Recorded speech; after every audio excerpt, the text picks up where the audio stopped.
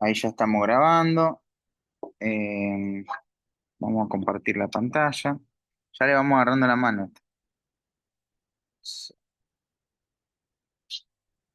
Vamos a compartir todo. Compartir.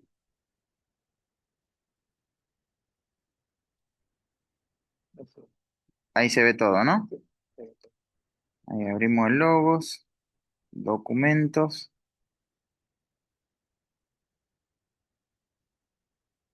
Mm,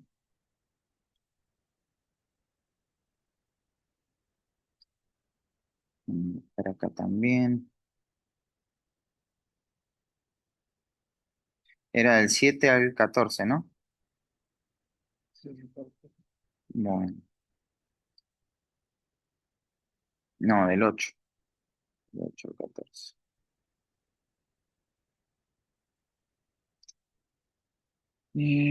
Filemón, diagrama.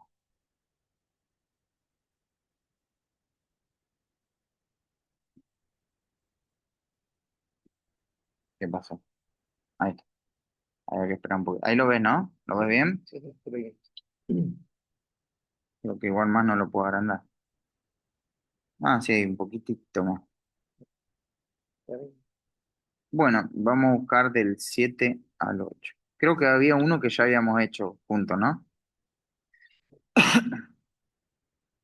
Bueno, tenemos en el texto original este diagrama no, no está ordenado tal cual como lo diagramamos, sino que tiene un desafío importante, poder ver la idea, el verbo controlador. Eh, vamos a poner el pasaje acá y vamos a ver cómo está representado en el texto original y en base a eso vamos a hacer alguna observación. ¿Sí?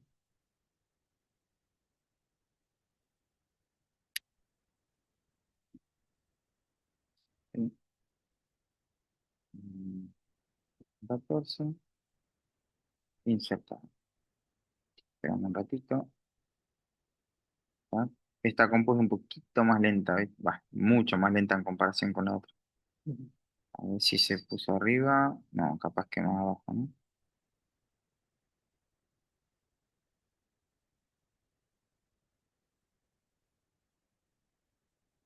Acá lo tenemos.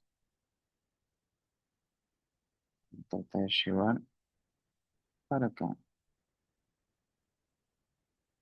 y para arriba.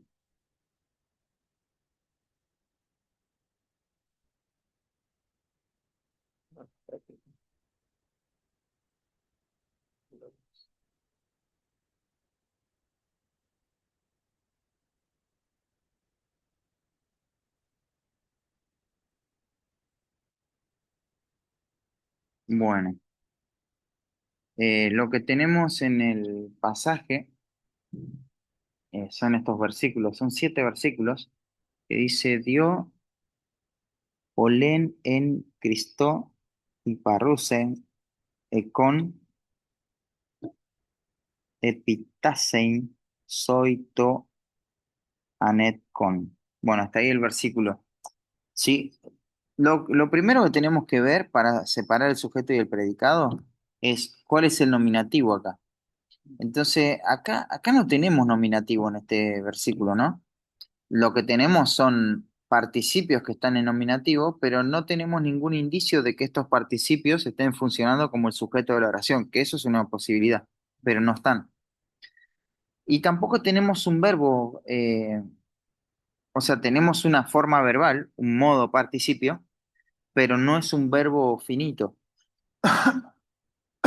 Por lo tanto, no nos está funcionando como un verbo que va a controlar la idea. Sin embargo, cuando vamos al versículo 9 encontramos este verbo, paracaló.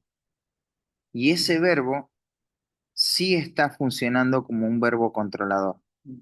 Eh, y tiene el sujeto, sería tácito ahí, ¿no? Yo, ego, yo ruego, paracaló, paracaló. Entonces, Cuando no hay un imperativo, tiene que ser un indicativo. Un verbo, sí. No importa el modo, eh, lo que no tiene que ser es un participio ni un infinitivo. O sea, Puede ser un subjetivo también. puede ser un subjuntivo, aunque hay que tener en cuenta ahí porque muchos subjuntivos son verbos de cláusulas subordinadas, cláusulas condicionales.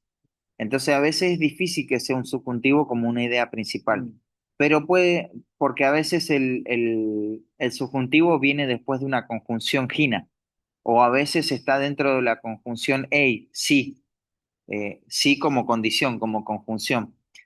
Entonces el subjuntivo no es que no puede estar, pero es más difícil que esté. Por lo general los indicativos o los imperativos son verbos que se pueden considerar como verbo eh, principal. claro, como el verbo principal, a menos que tenga una conjunción adelante que lo esté modificando a ese verbo. La conjunción que tenemos acá es dio, que es por lo tanto, es eh, una conjunción que nos está diciendo el final o la consecuencia de algo que se dijo antes en el contexto, pero gramaticalmente, como acá empieza una oración nueva, esa conjunción dio, lo que hace es simplemente señalarnos el contexto anterior. Y lo que tenemos que establecer es ahora el verbo que va a controlar la idea que viene. Y no tenemos verbo, porque por ejemplo, polen no sería un verbo, en tampoco es una preposición, tenemos que esto tampoco es un verbo. Econ podría ser un verbo, pero tiene una nu ahí. Al tener la nu, esto lo transforma en un participio. Y como vos decís, ¿dónde está la nu tau? No, no está porque es el participio que está en nominativo. Y el nominativo tiene no es tan regular como los demás participios que estudiamos. Entonces, este es uno de los participios en los cuales te los memorizás a la forma verbal. O sea, cuando vos ves esto, ya te encontrás, ya podés entender que estás frente a un participio.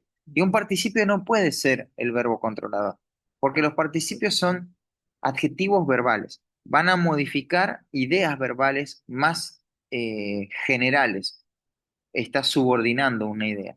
Así que de entrada no podría ser. Los verbos, los participios adjetivales siempre van a modificar a un sustantivo y los adverbiales siempre al verbo. O sea, se Exactamente, colocarían abajo siempre. exactamente. No puedo yo colocar uno adjetival abajo de un verbo.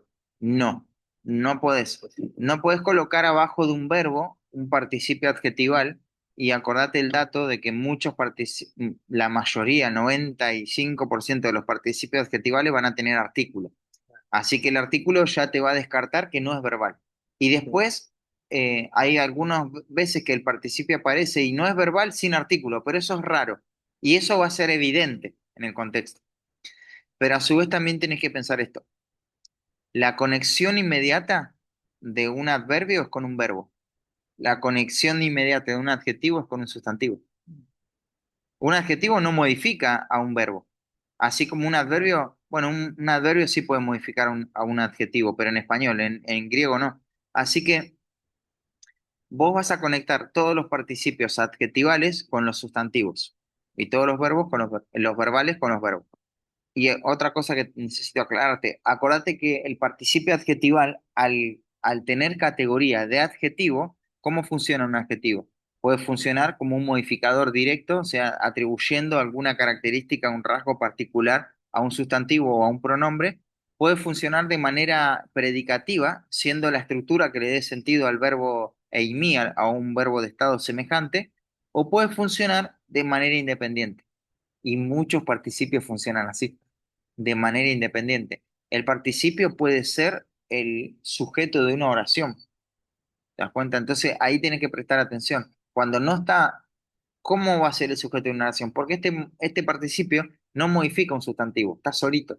Está solito y a su vez no está modificando el verbo porque tiene un artículo. Entonces, este es el sujeto. Y puede ocupar todas las funciones de adjetivo.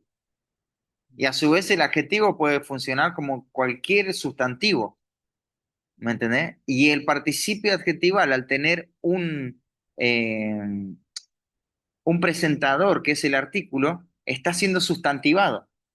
Puede funcionar de cualquier manera el participio. pero por lo general va a ser adjetival y adverbial. ¿Tiene algo que ver que sea nominativo o un acusativo? O sea, si es nominativo tengo que ponerlo como si fuese un nominativo normal. Si es nominativo, no. Porque, por ejemplo, la mayoría de los participios, no, por decirte todo, casi todos los participios eh, adverbiales, es decir, que modifican a un verbo, están en caso nominativo. Siempre van a estar en caso nominativo, porque a su vez el aspecto, te dan un aspecto más del verbo, pero ese verbo, ¿de quién está hablando? El verbo es la acción misma, ¿no? O la esencia misma. Es de quién se habla. Ese es el núcleo del predicado. ¿De quién se habla? Del sujeto. Y ya que este participio tiene caso, a diferencia del verbo que no lo tiene, ese caso va a corresponder en concordancia frente a quién está hablando o de quién está hablando. Si el participio modifica un verbo y ese verbo habla de un nominativo, entonces el participio al tener caso va a estar en nominativo. La mayoría de las veces va a ser así. Y va a estar en acusativo a veces, pero muchas veces cuando está en acusativo es porque ese participio está modificando alguna palabra que es objeto directo o alguna cláusula relativa del acusativo. Por ejemplo, eh, eh,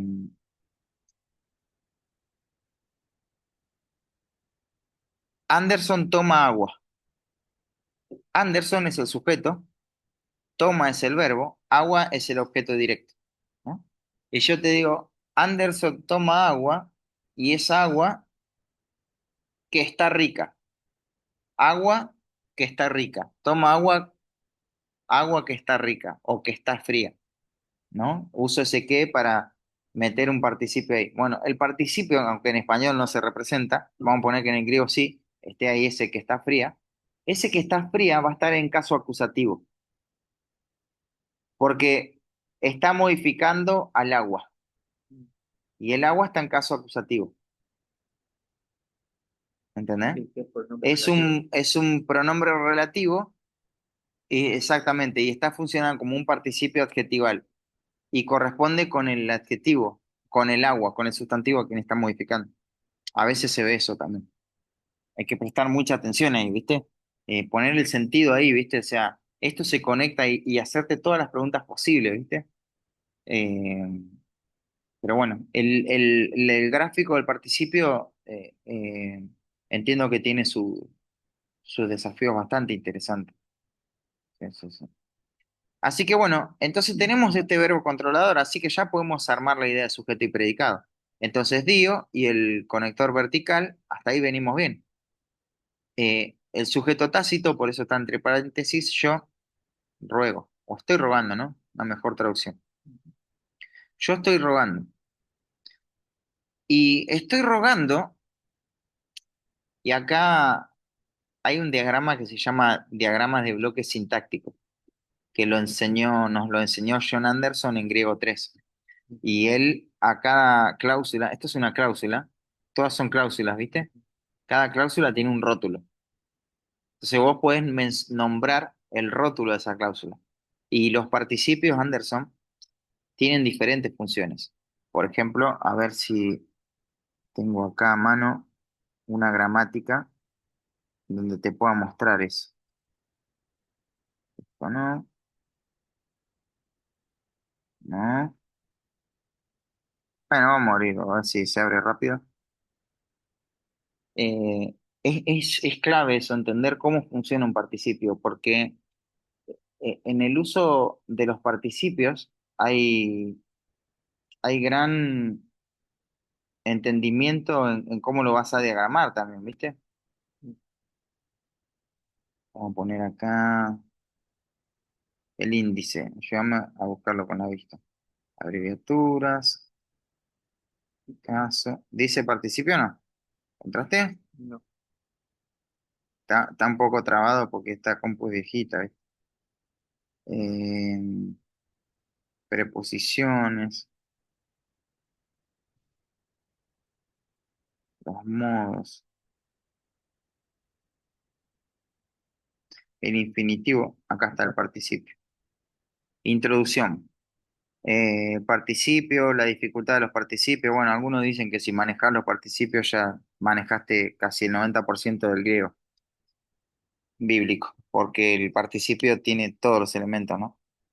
Eh, mira, como adjetivo propiamente, el participio sustantivado, bueno, y a ver, los participios verbales, o sea, los que son adverbiales, vamos a decirlo así. Pueden ser verbales dependientes. Y mira, el participio adverbial o circunstancial, porque nos dice las circunstancias en la que, del aspecto del verbo, ¿viste? Entonces pueden ser de modo, de manera. Y esto es, eh, bueno, dejémoslo ahí. Entendamos que hay diferentes, porque si no vamos a irnos por las ramas.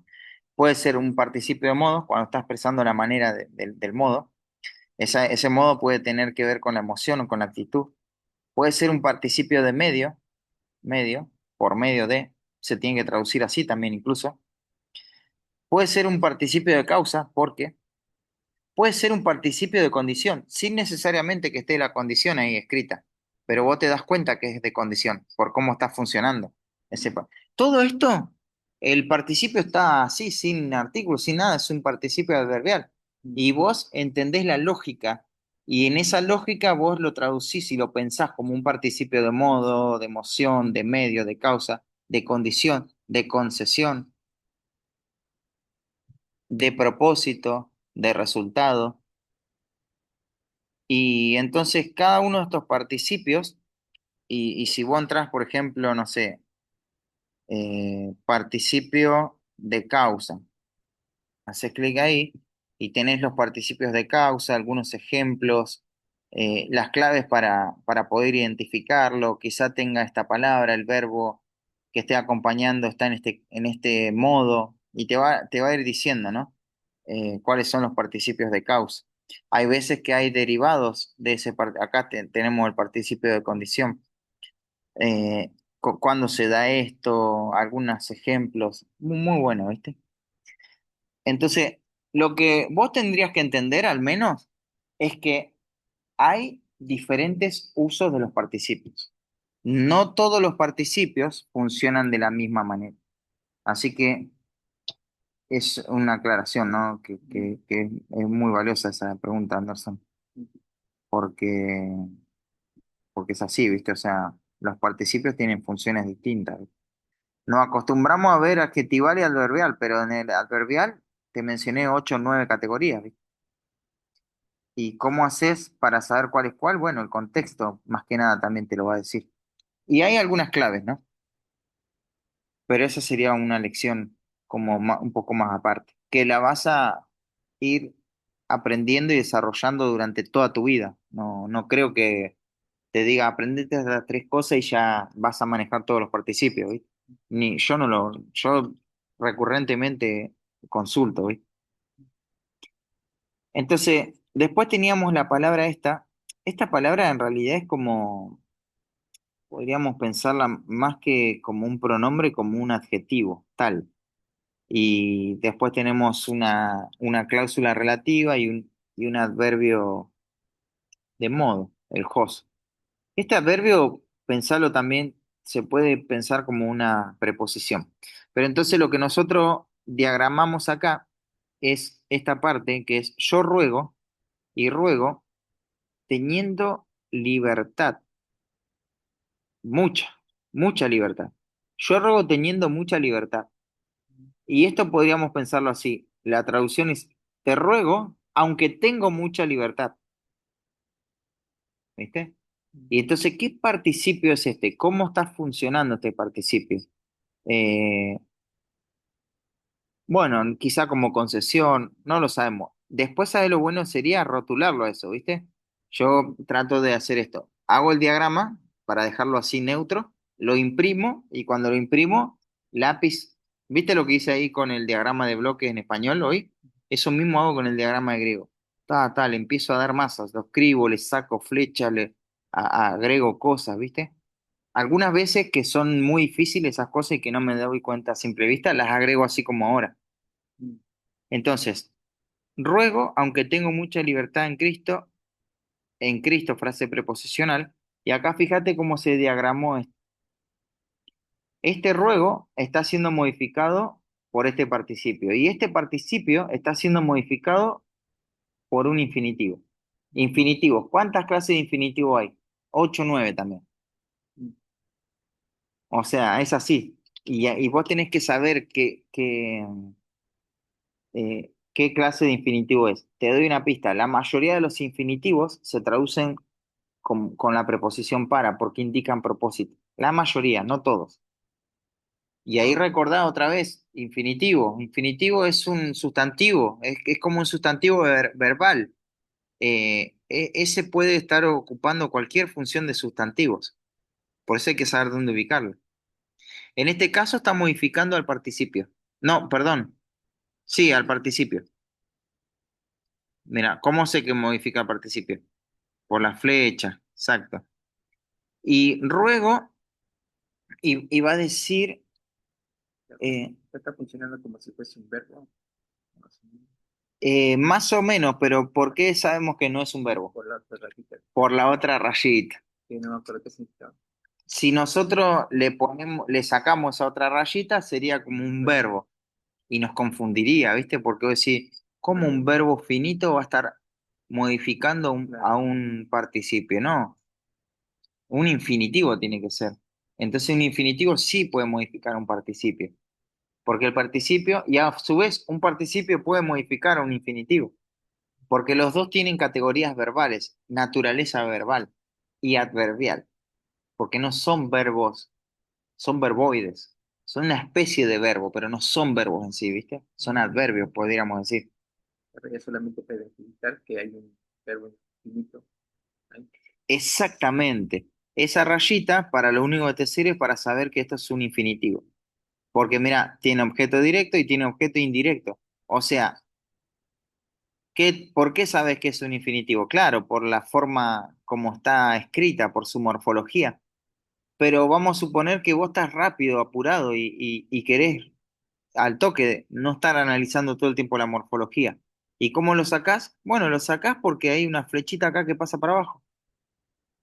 Y ya está, se acabó. O sea, ruego y después va a decir, bueno, eso lo dijo antes, ¿no?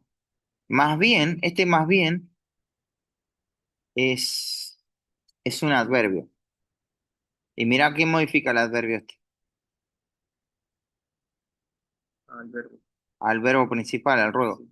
Más bien, y en lugar de pedir, de mandarte esto, en lugar de mandarte,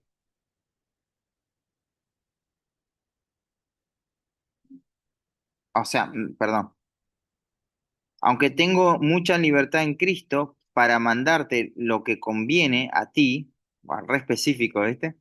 Eh, más bien por amor, ¿qué cosa? Te ruego por amor. El ruego de Pablo surge del amor. O sea, eso es lo que es. Y después fíjate que acá yo puse de este su pronombre tácito, yo ruego, flechitas, flechitas, flechitas, y como que está conectado y no está conectado, porque están cortadas esas flechas. Porque, ¿quién es el que está rogando? Hablo, ¿Y en qué caso está Paulos? nominativo, En nominativo. ¿Y por qué no lo puse acá?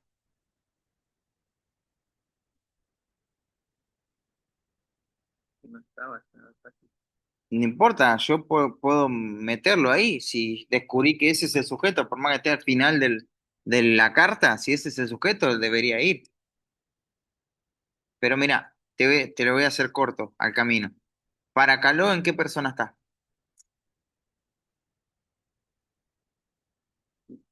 En primera persona. Yo ruego. Y si yo pongo el nominativo ahí, Pablo, Pablo ruego, no queda, ¿no? ¿Cómo debería ser? Él ruega, ¿no? Claro, claro. Pero vos decís, ¿quién está rogando? Pablo. Es lógico, ¿no? Pero no es, es un sujeto lógico. pero no un sujeto gramatical. O sea, este es un nominativo lógico, se dice. Porque vos sabés que Pablo está rogando, pero no podés poner Pablo ahí, porque ese Pablo está en nominativo y si vos pones ese Pablo ahí, estás produciendo eh, eh, un, un- un error de concordancia gramatical.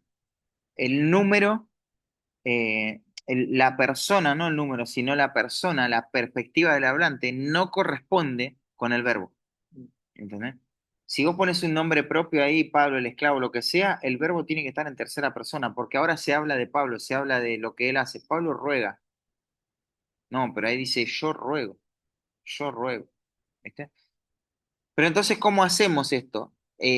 Porque vos fíjate otra cosa aparte de esto, que no tenés ningún verbo en tercera persona que esté predicando acerca de este sujeto.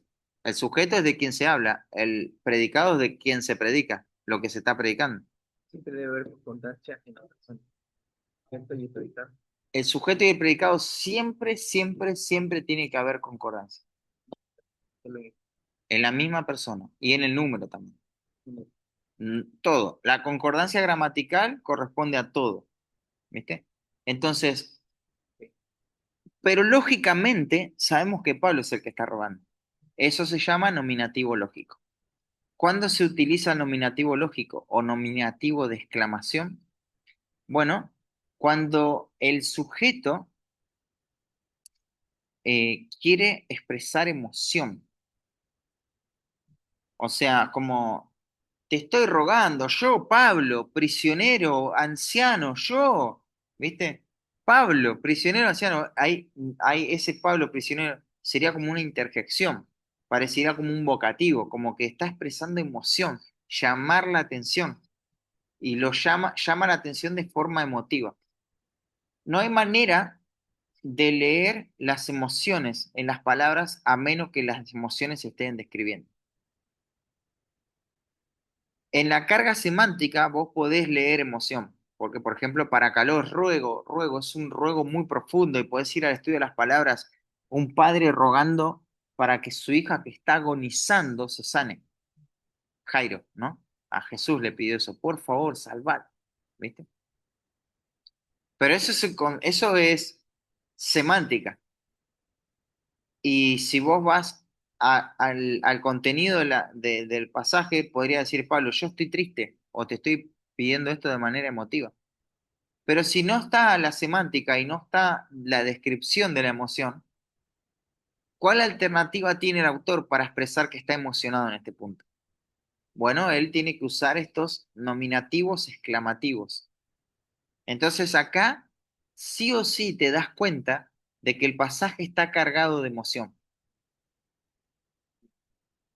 Y todo lo que yo voy a estudiar, de- que esté y lo grafico así porque quiero explicar que está conectado de alguna forma ahí, pero no de manera gramatical, sino lógica. Entonces trato de hacer algo que llame la atención ahí. Y trato de poner el nominativo y Pablo, el anciano, el anciano, el que es ahora anciano, el que está siendo anciano. Imagínate, no te ponen un verbo acá para que no hagas otra cláusula. Te ponen un participio ahí, mira, on. Es un participio del verbo ser. Podrías poner yo, Pablo, soy anciano, tal como soy anciano. No importa cómo lo grafiques, lo importante es que vos lo tengas ahí en un círculo. Pero también, esto es paralelo, no solamente es anciano, sino que también es preso, ahora está preso de Cristo Jesús. ¿Cómo pensás que él está diciendo esto? Teniendo en cuenta que esto es un...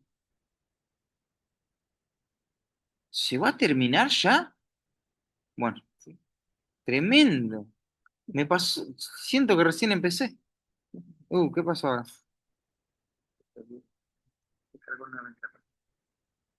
Eh, ahí me ves, Sí, pero no el diagrama. Ahí ahí. sí, ¿no? Entonces, mira, cuando yo estudié la palabra eh, presbutes, claramente si está expresando emoción, no se refiere a una posición dentro de la iglesia. Esto es clave, porque esta palabra puede usarse para anciano. Yo, el anciano, el supervisor, el presbítero. Pero esta palabra, en la forma en cómo está dada la gramática, por eso es importante arrancar de ahí antes del estudio semántico, la forma como está dada la palabra expresa emoción. Entonces no puede estar expresando una posición, un pastorado acá, está expresando su edad, ¿viste? Entonces él está mostrando, además, en ningún momento de la carta, y estos contextos, él habló de posición, ni siquiera se presentó como un apóstol, sino como Pablo. Y ahora vuelve a mencionar Pablo porque es un argumento personal el que él da. Yo, Pablo, y después va a decir el Desmos. Así cuando como lo saludó, él es el preso de Cristo. Tremendo, ¿no? Bueno, ahí tenemos esa parte. El versículo 10 comienza una cláusula distinta, eh, pero que se desarrolla. Yo la podría conectar con alguna otra parte de lo anterior, pero no la conecto por el hecho de que no hay una conjunción. A veces lo he hecho igual, cuando es muy claro, pero a veces lo dejo ahí como aparte porque no tengo tanto tiempo para pensar con qué está conectado y ya se entiende la idea. Entonces, ¿hasta ahí alguna pregunta? Nosotros se diste cuenta de Pablo, viejo y atado, porque están en el mismo caso. Exacto. En- Pablo, apóstol, esto es aposición, está en el mismo caso, género, número. por eso esperé que te conectas, porque estaba después. Exactamente. Además de esto es preso, él está preso, también ahora. Mira, un adverbio modifica otro adverbio. Bien ahora, preso de Cristo Jesús, genitivo, modificando a desme, a este nominativo. Estos son dos nominativos. Pablo el anciano, ahora, anciano, ahora soy así, soy Pablo el anciano. Y esto lo traté de dejar ahí, un participio adjetival modificando a este presbíteros. Pero a su vez reconociendo que acá hay algo raro, que no es común, sino que lo dejo así para saber que acá no hay verbo. Y este es un verbo de estado, ¿viste? Un participio que su forma verbal es de estado. Si vos mirás la forma léxica de esto, es eimi. Así que, bueno, esa parte tiene su desafío, eso, ¿viste? Yo no lo entendí tan fácil. El martes recién lo hice. Bueno, te lo mandé el martes, ¿no? Pero el lunes lo pensé un rato y no me salió, no pude avanzar. Lo pensé un ratito igual el lunes. No me dediqué a estudiarlo. Y el martes arranqué con toda la preocupación porque supuestamente el lunes ya lo tengo liquidado el diagrama. Y bueno, arranqué preocupado. Pero el Señor fue bueno y me dio gracia para poder entenderlo.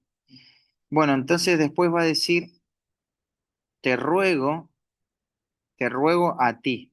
Mira, te ruego a ti, y fíjate cómo son los énfasis, ¿no? Peri es acerca de, Tecnú es mi hijo, ¿no? El hijo, mi hijo, el hijo mío, el hijo mío. Y después tenemos una cláusula relativa ahí, con. Creo que está en caso acusativo, ¿no? En caso acusativo. Porque es el objeto de una preposición, así que no nos preocupa tanto. A su vez, es por quien él está rogando. Estaría bien señalarse así. Y este home va a explicar quién es el hijo de él. El hijo es a quien engendró en las prisiones. ¿A quién engendró en las prisiones? A Onésimo. Es tremendo esto, porque él no dice te ruego por Onésimo, mi hijo, sino te ruego por mi hijo, a quien engendré en mis prisiones, Onésimo. Al revés, ¿viste? ¿Por qué lo hace así? Bueno, cuando vas estudiando la carta es porque estamos hablando de una parte muy emotiva. Y esto, Pablo si arranca y dice, te ruego por Onésimo, ¿qué piensa Filemón? De entrada piensa en algo negativo. Este es un hombre que me traicionó, ¿viste?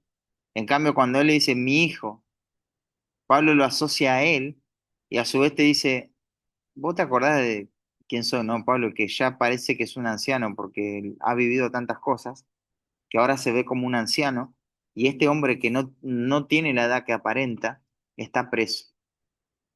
Qué triste, pero no soy una víctima, porque al final Dios me tiene con un propósito. Pude predicarle el evangelio a alguien y está dando fruto ese hombre, fruto de salvación.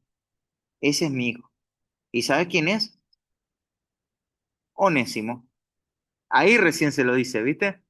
Al nombre. Es el orden de las palabras en el texto griego, no es que no es importante. Es muy importante para saber los énfasis, ¿viste? Y acá tenemos un ton, Onésimo, ton. ¿Por qué no lo puse arriba? Porque este artículo nos está introduciendo algunos matices más acerca de Onésimo. El ton puede funcionar también como una cláusula relativa. Los artículos a veces pueden funcionar de esa manera.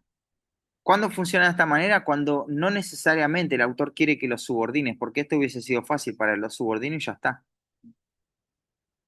Por ejemplo, en el con.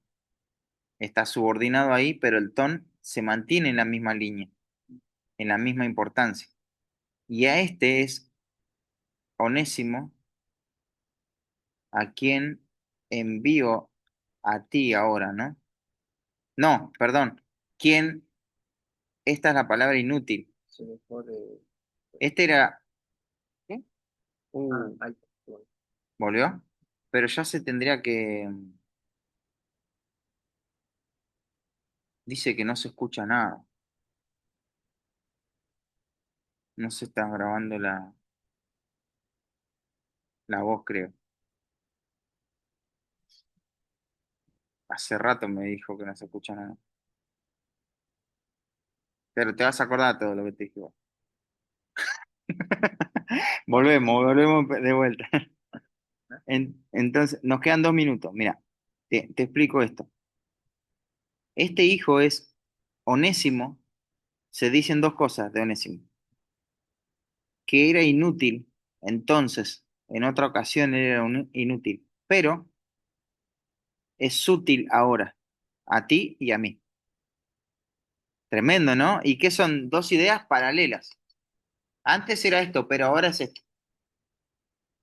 O sea, lo que está haciendo Pablo es primero no rebajando el daño. Él era inútil. Y no está diciendo, bueno, perdonalo, Onésimo, porque, bueno, vos ya sabés, eh, no te hizo tan mal. No, no, reconoce, no minimiza el daño que el otro recibió. Le dice, él era inútil, ¿viste? En otro tiempo. Pero también te tengo que decir que es útil hoy. A ti te es útil. O sea, en el sentido que vos entendés, Filemón. Vos entendés qué significaría que Onésimo sea útil. Que haga lo que tiene que hacer. Pero yo también te digo que es útil para mí. Y esto tiene que ver con el Evangelio, con el desarrollo del Evangelio. ¿Y a quién envío otra vez a ti? A él a ti. Y acá subordiné esta cláusula porque menos de 1 minuto.